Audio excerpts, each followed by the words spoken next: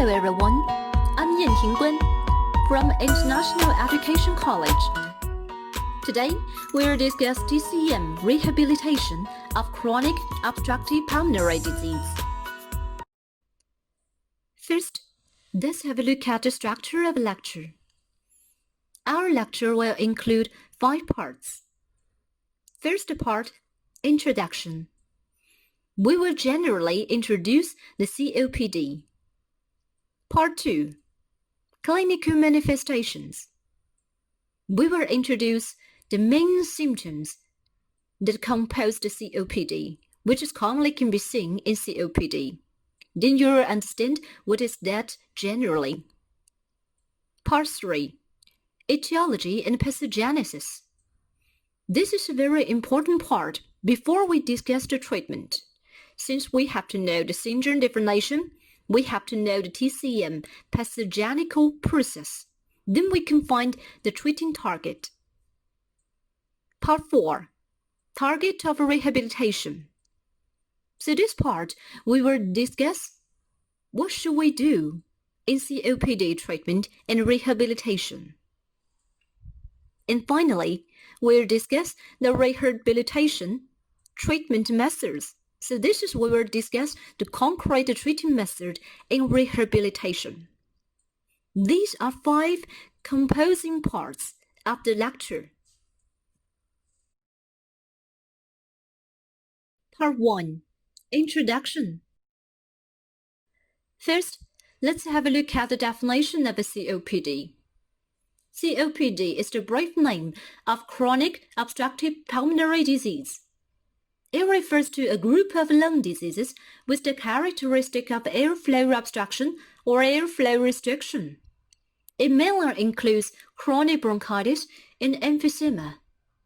It is characterized by irreversible obstruction of the air passage and slow development.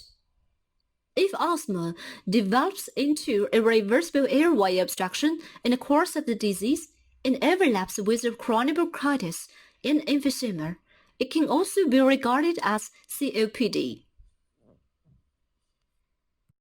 So we know that in COPD, there are 2 important diseases. One is emphysema, another is chronic bronchitis. Emphysema, this results from damage to your alveoli that destroys the wall inside them and causes them to merge into one giant alveoli. It can just absorb oxygen as well, so you get less oxygen in your blood. Damaged alveoli can make your lungs stretch out and lose their springiness.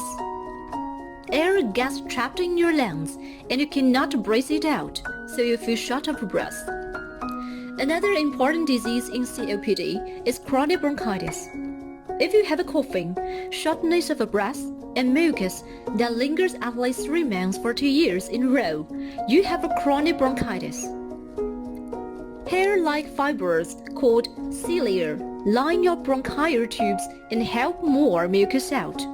When you have a bronchitis, chronic bronchitis, you lose your cilia. It makes it harder to get rid of mucus, which makes you cough more, which creates more mucus. Loss of your ability to breathe effectively. Normally, as you inhale, air moves freely through your trachea or windpipe, then through large tubes called bronchi, smaller tubes called bronchioles, and finally into tiny sacs called alveoli. Small blood vessels called capillaries surround your alveoli. Oxygen from the air you breathe passes into your capillaries. Then carbon dioxide from your body passes out of your capillaries into your alveoli so that your lungs can get rid of it when you exhale. Part 2, clinical manifestations. First, let's have a look at the symptoms of COPD. The primary symptoms is chronic coughing. At first, the coughing was intermittent and aggravated in the morning. Later, it occurs in the morning and evening, or even whole day. But night coughing was not so significant. There was pleural sputum, and the amount of sputum increased. A combined pulmonary infection. Second, Its the typical symptoms in the signs is the shortness of breath or dyspnea. This is the main reason for most patients to visit doctors. It is also the main reason for the decline of their ability to take care of themselves and generates anxiety of the disease. Let's have a look at the TCM disease name of a COPD. Since the TCM disease names are given according to symptoms, the COPD is relative with the cough, phlegm, asthma and wheezing, and dyspnea. So, it mentioned in the TCM disease name of 咳嗽 coughing, 哮喘 asthma, 肺胀 swelling and stiffness of the lung. On one side, it happened in the acute stage, so it is necessary to give a treatment to COPD. But in the post-treatment stage, the rehabilitation is really necessary. Part 3. Etiology and pathogenesis. First, TCM pathological process of COPD. There are a lot of etiology that generate COPD. External pathogenic factors such as wind cold attacking lung. Emotional changes and improper diet also damage spleen.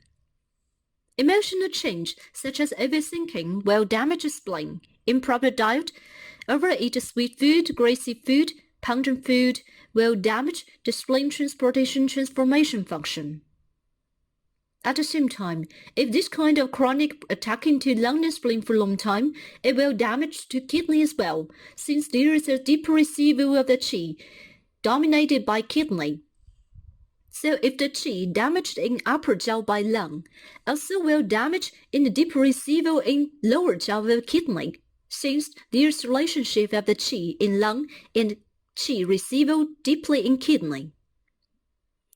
By this kind of damage of lung, spleen and kidney will generate the phlegm and blood stagnation, which make the deficiency of lung, spleen, kidney worse. At the same time, it is continuous cycle.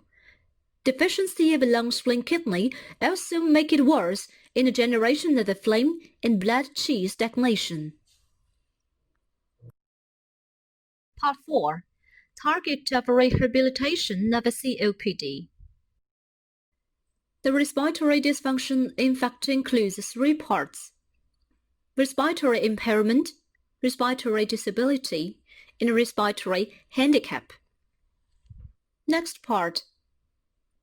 TCM rehabilitation of a COPD. The treatment of rehabilitation of a COPD includes 4 aspects, which are herbal therapy, Acupuncture therapy, 导引 therapy, or we call it regulation of qi, and music therapy.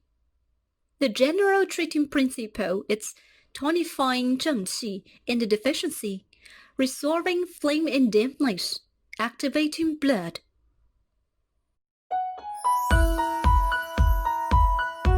Okay, that's all today. Thank you for your participation. See you next time. Bye.